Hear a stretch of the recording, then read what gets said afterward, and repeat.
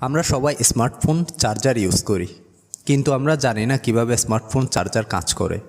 আজকে এই ভিডিওর মাধ্যমে বোঝানোর চেষ্টা করব কিভাবে স্মার্টফোন চার্জার কাজ করে।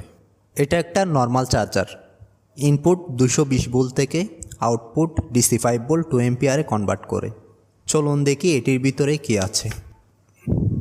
এখন আমরা দেখতে পাচ্ছি সব electronic component, diode, capacitor, transistor এবং রেজিস্টর।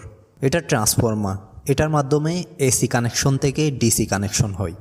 একবার এসি কানেকশনের সাথে কানেক্ট করলে এটি চালু হয়। আরও ভালোভাবে বোঝার জন্য সার্কিটের পার্টগুলো আলাদা করি।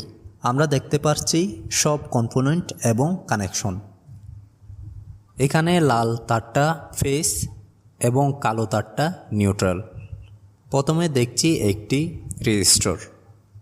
এই রেজিস্টরের মাধ্যমে ওভারলোড নিয়ন্ত্রণ করা হয় এবং কারেন্টের মান কমানো হয়। এটি ব্রিজ রেকটিফায়ার। 4টি ডায়োড দিয়ে তৈরি। একটি ফিল্টার ক্যাপাসিটর। ক্যাপাসিটরটির মান 450 ভোল্ট এবং 2.2 ইউপি। এটা এসি থেকে ডিসি সার্কিট কানেকশন। এটি একটি অসিলেটর সার্কিট, যা ডিসিকে 15 থেকে 50 কিলোহার্টজ উচ্চ ফ্রিকোয়েন্সি এসিতে রূপান্তর করে। এটি ট্রানজিস্টর S8050, আর এগুলো হচ্ছে পিন কনফিগারেশন। এটি আরেকটি ট্রানজিস্টর T13001, আর এগুলো হচ্ছে এর পিন কনফিগারেশন।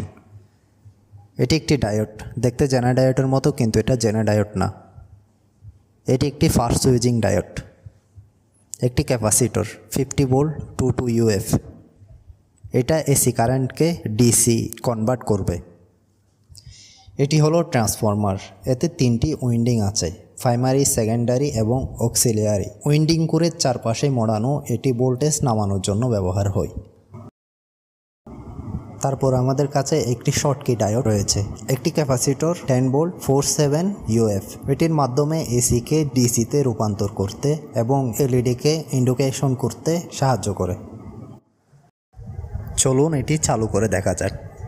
সবুজ তারগুলো নেগেটিভ কানেকশন বহন করে আর নীল তারগুলো পজিটিভ কানেকশন বহন করে। এখন হয়তো আপনার মনে প্রশ্ন থাকতে পারে, সরাসরি কেন এসি থেকে ডিসি কানেকশন রূপান্তর করা হয় না?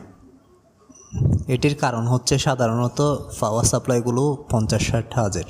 তাই এসি ফ্রিকোয়েন্সির পরিবর্তন করার জন্য প্রথমে আমাদেরকে ডিসিতে রূপান্তর করতে হয়। ধন্যবাদ ভিডিওটি দেখার জন্য। আমাদের চ্যানেলে বিভিন্ন ইলেকট্রনিক প্রজেক্ট এবং ইলেকট্রনিক বিষয়ে ভিডিও আপলোড করা হয়। আপনার গুরুত্বপূর্ণ মন্তব্য কমেন্টস বক্সে জানান এবং আমাদের চ্যানেলটি সাবস্ক্রাইব করে সাথে থাকুন।